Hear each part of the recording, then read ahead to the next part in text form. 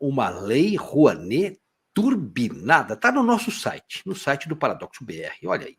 Uma lei Rouanet turbinada está chegando. O governo promete divulgar nos próximos dias essa nova modalidade de incentivo cultural que visa unir em apenas um programa leis Paulo Gustavo e Aldir Blanc e a própria Rouanet. A informação foi divulgada pela ministra da Cultura, Margarete Menezes, que informou ainda que a pasta pretende colocar cerca de 25 mil projetos que estão parados, esperando a autorização.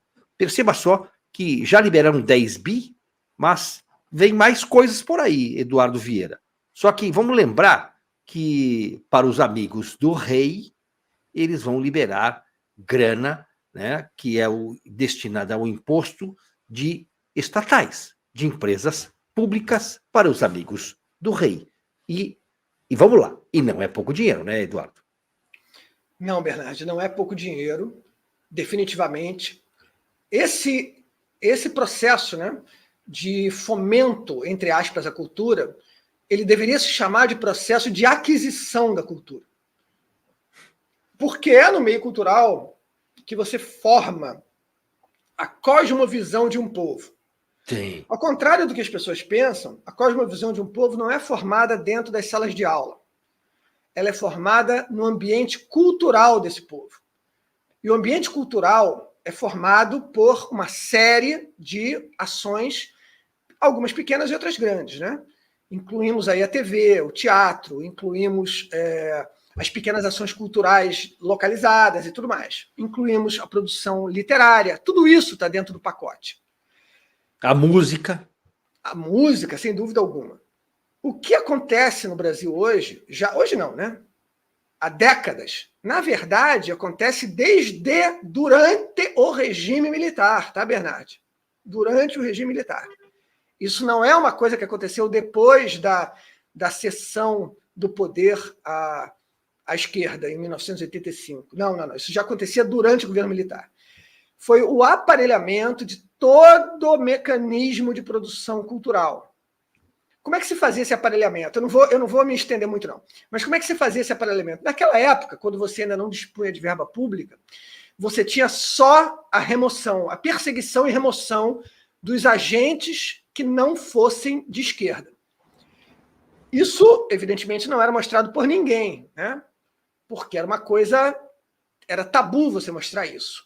Então, todo mundo foi perseguido durante todos esses anos e todo mundo foi calado, tá? A perseguição mais recente foi do Agnaldo Timóteo. Temos também a perseguição do Olavo de Carvalho, por exemplo, que foi famosa, ele teve que sair do país, Ele era jornalista e escritor, filósofo, teve que sair do país. Mas, enfim, quando entrou a quadrilha que estava fora do país, entrou e tomou o poder em 85, aí a coisa começou a se tornar oficial. E a gente teve o uso de verba pública para comprar, aí sim, formal e ricamente, o nosso ambiente cultural.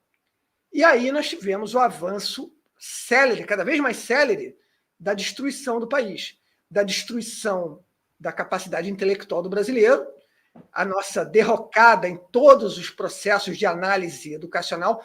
Observe, Bernardo, a análise educacional não reflete apenas o problema da sala de aula. Ele reflete o problema justamente da noção. Porque de onde vem a noção de que a meritocracia é uma coisa do demônio? Vem da nossa bagagem cultural. De onde vem a noção de que todo sujeito que não tem sucesso é um coitadinho que tem que ser amparado pelo Estado? Não vem da sala de aula, ele vem da cultura. E essa cultura vai lá de cima, Estou falando aqui do terceiro grau, dos doutores, dos escritores, isso vai disseminando, Quem escreveu um livro excelente sobre isso, foi o Flávio Gordon. O livro se chama A Corrupção da Inteligência. Ele descreve todo esse processo de formação desse imaginário e da destruição, na verdade, do que haveria de bom no imaginário cultural brasileiro. Então, quando você traz bilhões de reais para distribuição sob o comando de elementos de uma verdadeira quadrilha, você está formalizando um processo avançado de propaganda ideológica camuflada de ação cultural, que já acontece. Você já viu gente bonita na propaganda hoje em dia, Bernardi? Eu assisto muito YouTube, aí aparece um anúncio.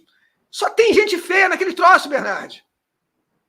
E eu digo feio, mas é feio. É feio, só tem gente estranha, só tem gente feia, gente com uma cara ruim. Por que isso? Por que não? Por quê? Porque a beleza inexoravelmente leva as pessoas na direção do bom, do verdadeiro. Na beleza está a verdade. Na beleza, em última análise, está Deus. E isso é tudo que esses caras não querem. Então, pode ter certeza, Bernardo, que esses bilhões de reais eles vão ser aplicados em peças que propaguem a destruição da beleza, a destruição da harmonia, tá? A destruição da música, a destruição de tudo que possa remeter ao sacro, ao sagrado. Isso num país onde pelo menos 70% da população é cristã declarada. Cadê a democracia, Bernardi? A gente não deveria ter um reflexo da nossa população nas nossas esferas governamentais? Eduardo, o sistema foi tomado, a eleição, né? A gente sabe disso. O sistema foi tomado. Então, me parece que só uma intervenção divina nesse momento possa vir, por isso que eu vejo na tua lapela esperança, essa lapela que você está carregando aí, eu vejo esperança. Eu vejo que há uma esperança para quem tem fé.